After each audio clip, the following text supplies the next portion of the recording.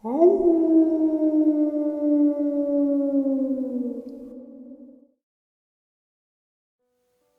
greetings and salutations, everyone. I hope everyone is still doing well today.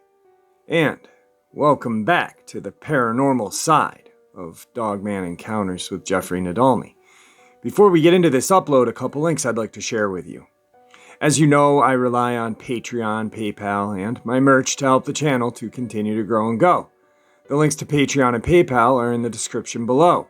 My merch is displayed directly under this video.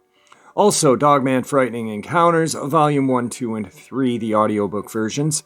They were written and researched by Tom Lyons, narrated and produced by me, Jeffrey Nadolny. Those audiobooks are available on Audible, Amazon, and iTunes, the links to which are also in the description as well. Now, everyone, I have taken far too much of your time. Let's take a walk on the paranormal side. Shall we? So when we think of paranormal or we hear the word paranormal, what do we think of? Well, we think of poltergeists, ghosts, demons, Ouija boards, demon dogs, hellhounds, UFOs, aliens, cryptids, Bigfoot, Dogman, orbs, strange disappearances, possibly spontaneous combustion, what have you. Strange deaths with no explanation. That's what I think about when I think of the paranormal. Anything that leaves me standing there questioning and wanting to know more about why. When I hear the word or words paranormal in the Soviet Union, well, the Dyatlov Pass incident immediately comes to my mind, right? I mean, that incident has probably sent a lot of people down a rabbit hole. I mean, you've got so many theories of what happened to those hikers in 1959. Then you've got the Tunguska incident, which you've got this massive area of land flattened just in an explosion, and no one knows what happened. No one can tell us exactly what happened. There are theories, and I've heard people possibly asteroid, possibly nuclear testing in Russia. But those two incidents in the Soviet Union, or what is known as the former Soviet Union, overshadow a very similar incident to the Dyatlov Pass incident, but it's fairly recent, 1993. And it has just as much intrigue and mystery surrounding it. Possibly even more.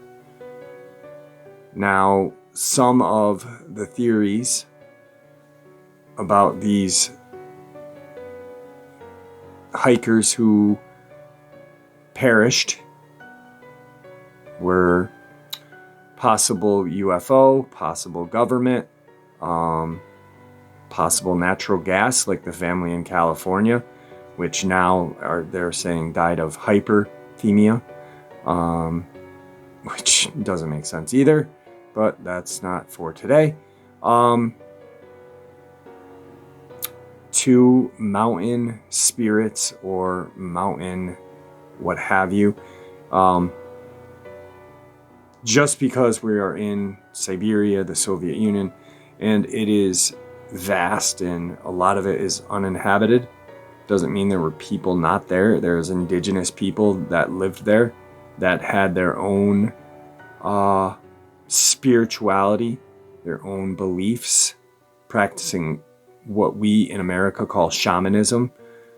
And, every country has their own kind of indigenous people who practice light or dark magic, what have you. So that's where the mountain spirits fall into play on this. But the Korovina incident sent me down a rabbit hole. And I want to share it with you. So here it is. Now, before we get into this, I just want to let you guys know I did practice pronouncing some Russian names. So I apologize, first and foremost, if there is any Russian people listening. And if I said anything wrong, please, I'm sorry. I tried my hardest. Let's get into it.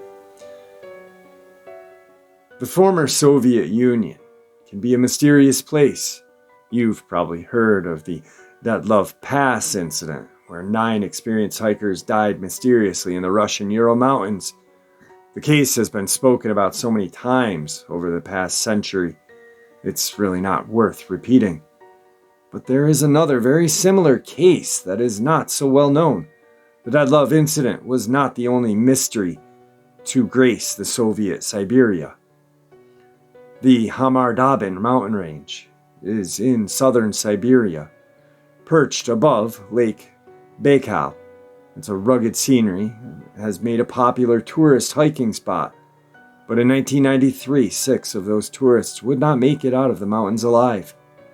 There are few answers in this case, and the lone survivor has refused to talk about the traumatic event since her first statement to the police in 1993.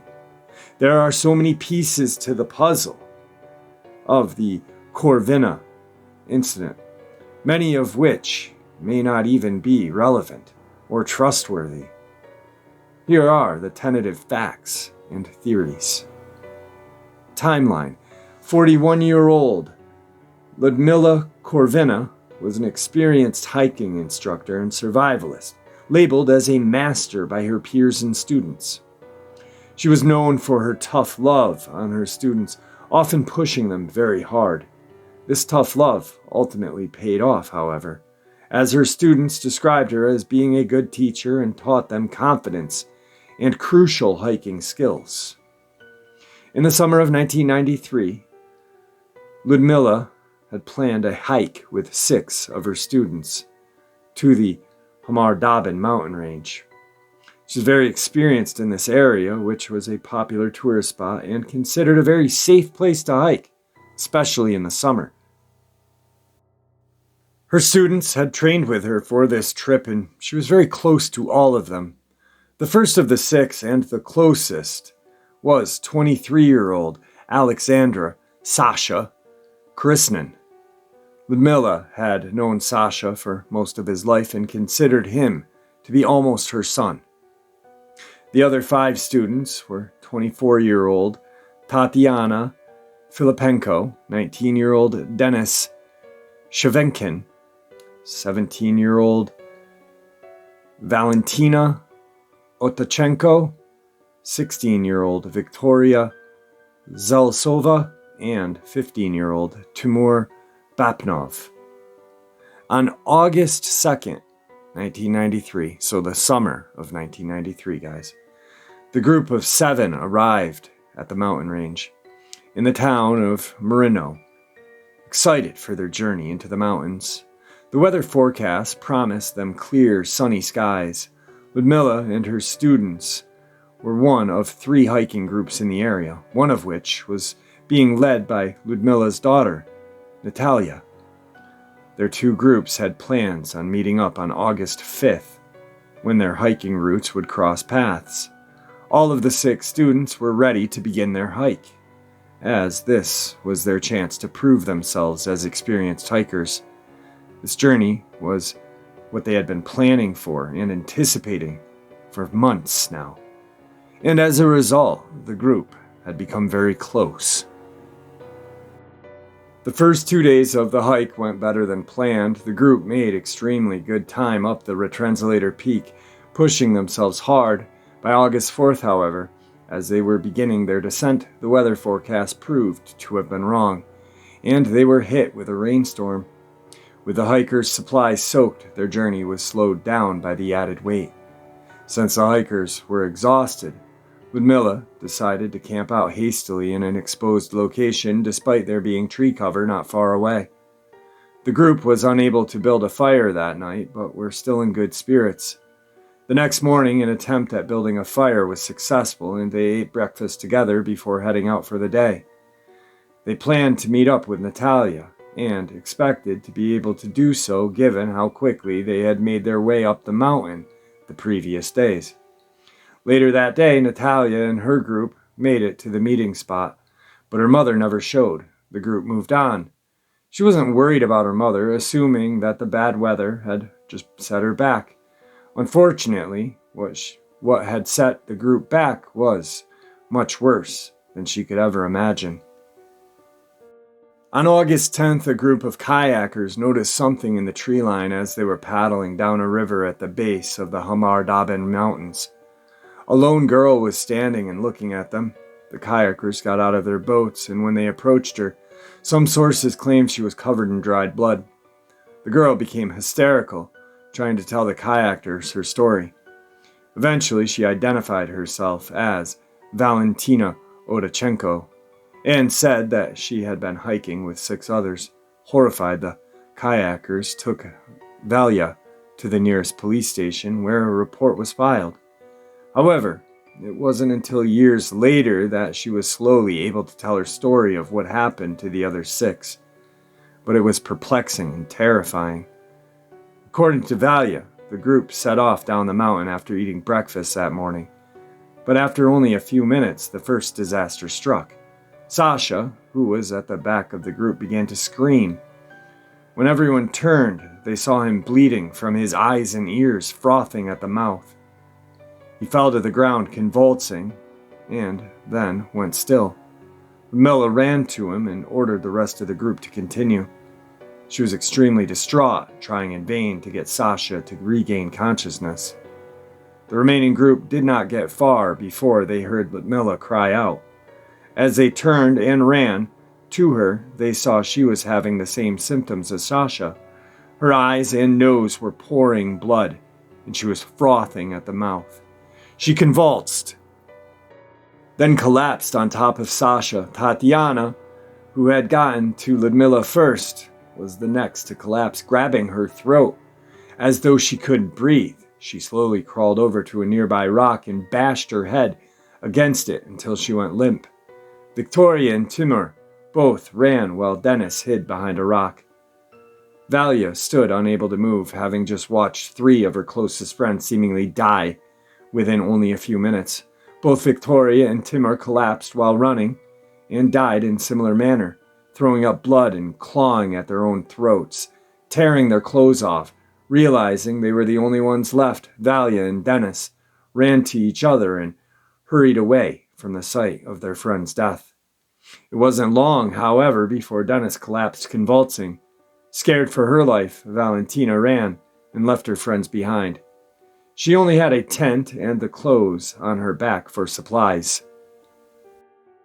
Valia ran down the mountain until she was certain she was far away from the tragedy she had just witnessed. Under adequate tree cover, she set up the tent for the night and fell asleep. When she awoke and realized she was still alive, Valia knew immediately that she would need supplies if she was going to survive alone in the wilderness. The problem was that she'd have to return to the site of her friend's death and retrieve them. Knowing she had no other choice, Valia made the trek back up the mountain, retracing her steps. When she reached the site, she saw that none of them had moved from the spots where they had fallen. Knowing they were all deceased, Valia quickly took the supplies she needed from their bodies and left, following power lines. For 4 days, she followed the power lines down the mountain, hoping someone would find her, until she found a river and began to follow it. By the end of the 4th day, she was found by the kayakers and brought to safety. Despite the police report, no official search was conducted until the 24th of August, since Valentina had not been able to recount her version of the events yet. It took 2 days to find the bodies using helicopters. An autopsy report concluded that they all had died of hypothermia except for Ludmila, who had suffered a heart attack. They all had signs of bruised lungs, and protein deficiency due to malnutrition was listed as a contributing factor in their death. The deaths were ultimately ruled to be an accident. Compared to the testimony of Valia, this ruling is strange and is central to many of the theories in this case. Some of the theories. The mysterious nature of this incident has rightfully caused many theories to be put forward. As with the strange event, these theories range from aliens to supernatural to actual scientifically valid explanations. These theories all have strengths and weaknesses, and no one in particular fully explains this incident, but some have the potential to get close or even overlap with each other. The hikers saw something they shouldn't have. This theory proposes that perhaps the hikers walked in on some sort of Russian military experiment in the mountains and were killed for what they saw. Their deaths were subsequently covered up by the police and medical examiner. It's true that the group deviated from their usual route through the region, so it's possible that this change of plans led to the group of experimenters that weren't prepared for visitors.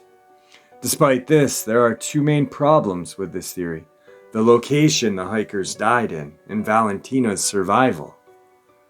The Khamar-Daban Mountains are a very public area with multiple groups of tourists traveling through at any given time in the summer.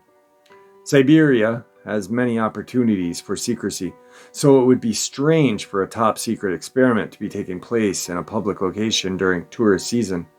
In addition to this, the particular part of the mountain that the hikers died on was an open area visible from the air and from higher ground. It wouldn't make sense for a top-secret mission worth killing people over to be in this section of the Khamar-Daban Mountains, let alone the Khamar-Daban Mountains themselves. Then there's Valia. Why did she survive? It doesn't seem possible for her to have escaped. Take a look at the geography of the location. There is nowhere to hide or run to. If we were to put this aside and assume that somehow she did survive, then why wasn't she silenced or killed by the military after? If she was forced to lie about what happened, she definitely didn't help calm suspicions about the incident. And if she hadn't been forced to keep the secret, then why was her story so wild? This is the main problem with the military experiment theory. A nerve agent killed the hikers. Many people have pointed out that the symptoms described by Valia are consistent with the death of chemical weaponry, specifically nerve agents. The frothing at the mouth, the convulsions, match the death by a strong nerve agent. This death also matches with the autopsy results. Since contact with nerve agents can cause respiratory distress, the bruising of the lungs can be a sign of death by nerve gas. Cardiac arrest is also caused by nerve agents, which match Ludmila's cause of death. The cause of death of the other hikers could very well be hypothermia, even if they were exposed to nerve toxin, since they could have been knocked unconscious and fallen into a coma, and then ultimately succumb to exposure. One researcher proposes that the specific nerve agent that killed the hikers may have been Novichok gas. Novichok gases are a class of nerve agents created by the Soviet Russia up until 1993, which is the year of the incident. They were thought to be the deadliest nerve agents to exist, being 10 times more deadly than VX and 20 times more deadly than sarin. Novichok agents were reportedly tested in the areas near Khamar-Daban region. Exposure to this gas causes rapid death similar to what the hikers experienced. Both the above theories have issues, though. The first and very common one with all of these is Valentina's survival. She was near most of her friends when they died, and even went back to the location without suffering a similar fate. The second is that if no one was there to release the gas, where did it come from? But here are a little bit of cracks in that theory. Nerve agents are soluble in water. They can take 4 months to evaporate. They are made of heavy particles that often float close to the ground, and the stronger ones can be hazardous in a location where they were used long after they were first released. This may seem completely random, but bear with me. The rainstorm plays a very key part in this. The rain could have washed a strong nerve agent, likely the Novichok or VX, that had been tested at least 4 to 5 months prior in a more discreet place down the hill.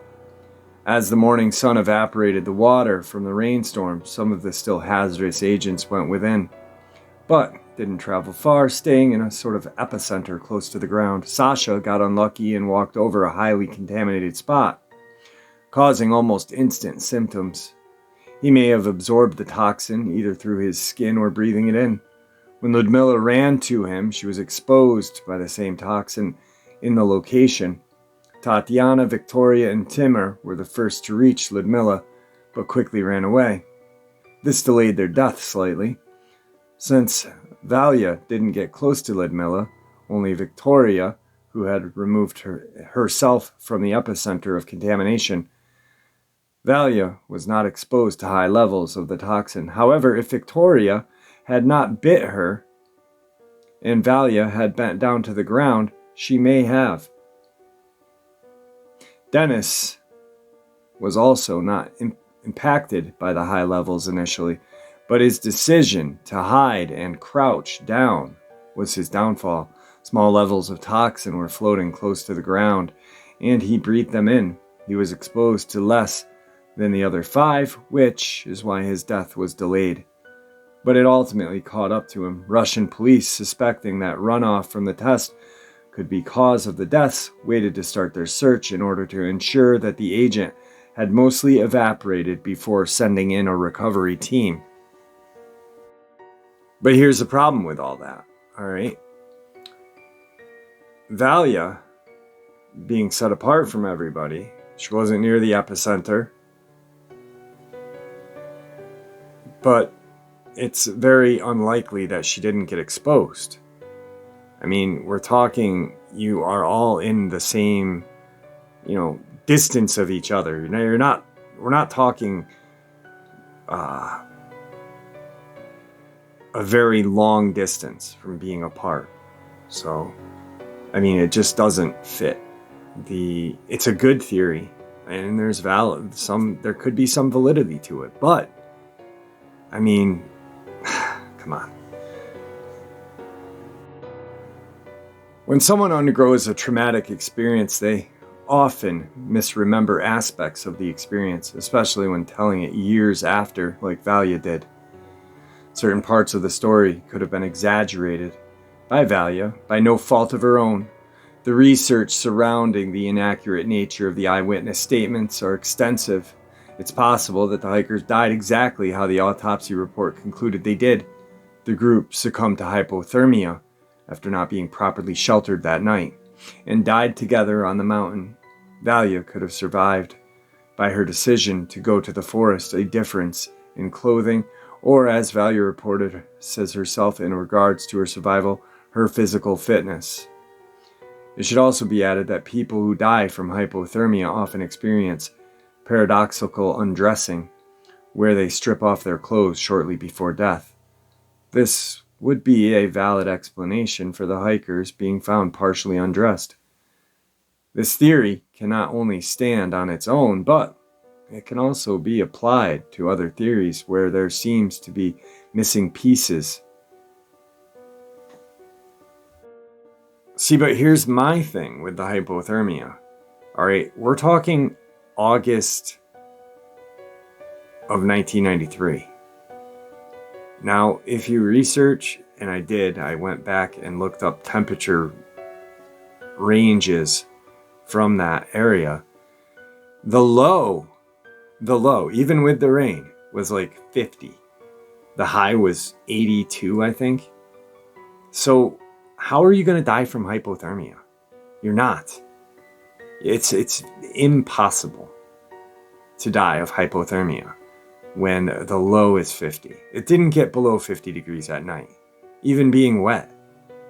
You know, I mean, that makes absolutely no sense. Contaminated water. This theory also relies on the rainstorm bringing toxins down, but instead it proposes that the hikers drank the toxins in the water. Lake Baikal, which sits above the mountains, is well known for toxic waste dumping. If this waste was washed downstream into the water, the hikers could have accidentally drank deadly toxins with their breakfast. The contaminant could have been one of those water-soluble nerve agents. Valentina may have survived by drinking less or getting her water from a different location than the rest of the group. Most highly toxic substances take a few minutes to take effect, hence the hikers all dying later. Similar to the nerve agent theory, this toxin could have been ingested by the hikers, causing them to die of hypothermia before succumbing to the toxins. Depending on the toxin, it may have not been visible in the standard toxicology report. So that theory is pretty much like this toxin made the group pass out. They died of hypothermia. Once again, you're not going to die of hypothermia in 50-degree weather. It's not possible. And I know for a fact, I mean, if you just sit and think, how many of us have been camping? All right. When I was younger, I was in the Boy Scouts and I was an explorer, which is an offshoot of the Boy Scouts. I didn't make it to be an Eagle Scout because the Boy Scout troop that I was in dismantled because of some higher up bullcrap with the adults. But I was a Life Scout. I was working on my Eagle. Then I went to the Explorers. So I was technically an Eagle Scout, but not, which really chapped my ass when I was younger. But anyway, we used to camp all the time in the Adirondacks, and we would get soaked and wet. Like, there was a time that our scoutmaster was a badass. This dude was amazing. He was a survivalist. He taught us a lot. He taught us how to shoot. He taught us, how to shoot rifle, how to shoot bow. He taught us how to dress animals. He taught us how to make rope ladders. He taught us how to make shelter, how to start fires without having a lighter or a match. So there were times that, a certain few would go out on these outings, and of course parent permission, that we wouldn't go with a tent. We wouldn't go with anything except a sleeping bag and what our pack could hold. And we were cold, we were wet at times, but we survived. And this is the summer in the mountains of New York, which gets very cold. I mean, right now it's like 18 degrees out. It gets frigid up here. I'm not saying it's 18 degrees out in the summer, but it also isn't 18 degrees in the summer in Siberia. So, no hypothermia. Just doesn't happen. Then there's a theory of eating mushrooms. Now, this one is kind of like, I don't know. Because, well, here. Ludmilla was a known forager who taught the art to her students. Now, it's possible that one of the hikers found some mushrooms to add to their breakfast, which wasn't to correct variety. After eating their breakfast, the effects of the mushroom poisoning began to take hold as they were walking, causing them to hallucinate, to be sick. Interestingly, a common hallucination caused by psilocybin is to see other people cry blood. Overdoses of psilocybin can cause psychosis, convulsions, cardiac arrest, and some in comas. Once again, it's likely that the hikers died of a result of hypothermia, being in an altered state, whether it was just tripping out or being in a coma. Valentina could have survived by eating less of the mushrooms, having a tolerance, or even just a genetic disposition to being less affected, wearing warmer clothes, or by running to the forest and sheltering out of paranoia. No. Once again, the mention of hypothermia is always pushed. This is being pushed by the government, by the Soviet government, like our government does when they lie to us. I mean, why wouldn't any other country lie to their people? I mean, it's just not our government that's douchey like that.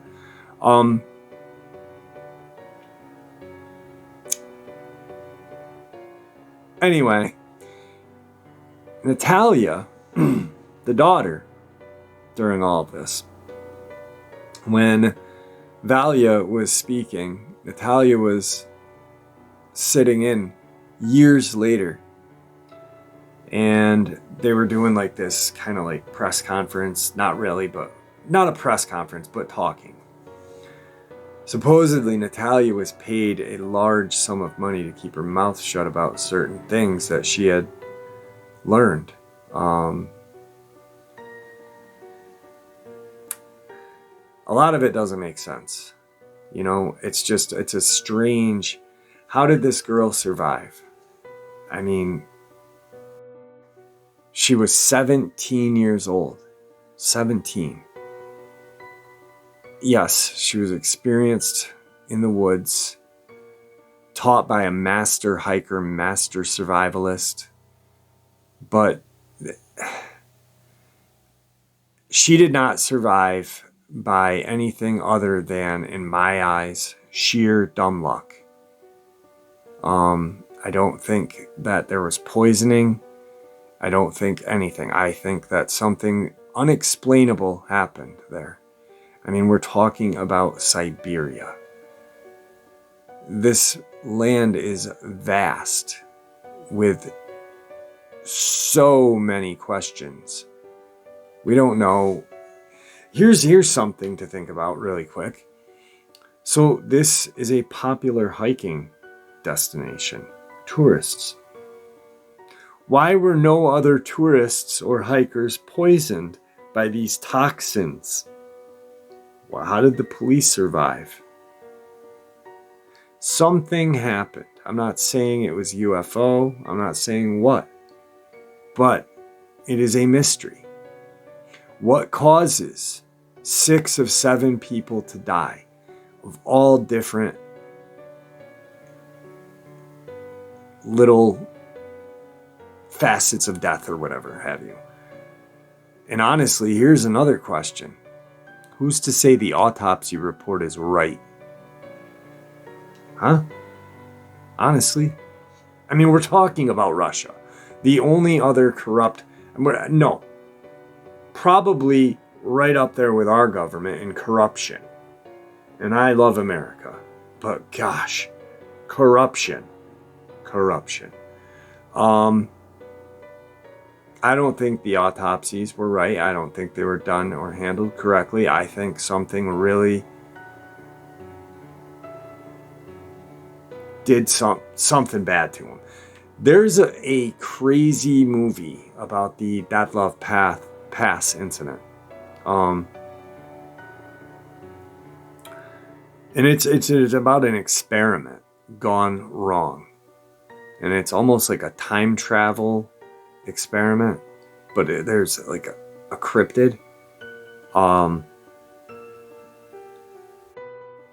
The movie is called The Devil's Pass, I believe. And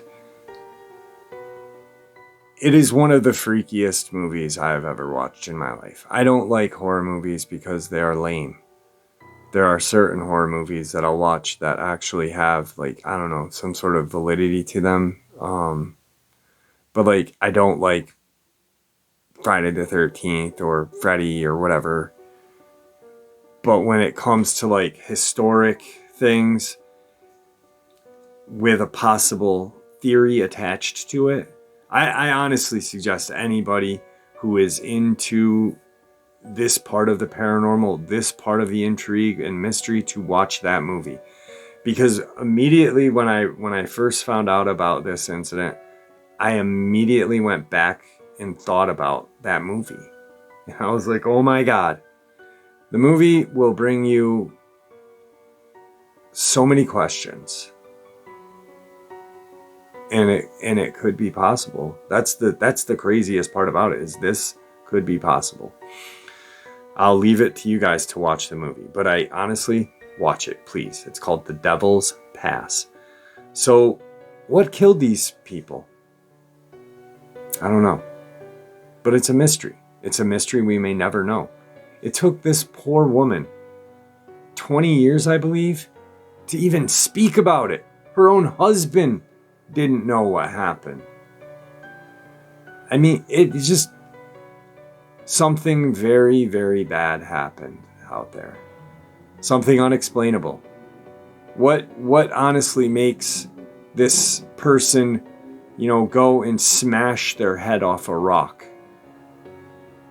Why were they all grabbing their throats, frothing, bleeding from the nose and eyes, undressing? That's not hypothermia. That's something evil. That's what it is. It's something evil, man. There's no explanation.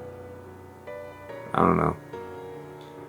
Anyway, I hope you guys enjoyed today's upload on the paranormal side. And check it out, please. Just research this and you'll see that it's crazy. And with that, I want to encourage everyone to be kind to each other. And may the Great Spirit watch over all of us and guide us on this thing that we call life. Till tomorrow, my friends.